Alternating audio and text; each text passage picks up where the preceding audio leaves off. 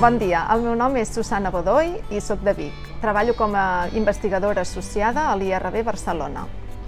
En el nostre grup treballem malalties minoritàries, en concret la lisinúria amb intolerància a proteïna. És una malaltia que afecta molt poca gent a tot el món i que és deguda a la falta d'un transportador d'aminoàcids. Aquests aminoàcids són la part més petita de les proteïnes i quan aquests aminoàcids no són absorbits correctament de la dieta, doncs tenim un defecte arreu de l'organisme i això provoca la malaltia.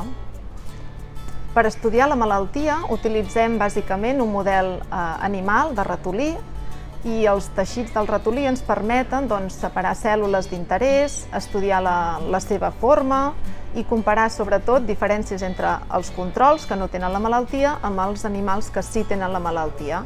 Llavors, comparant aquestes diferències podem arribar a entendre una mica millor els mecanismes i les alteracions que provoca la falta d'aquest transportador.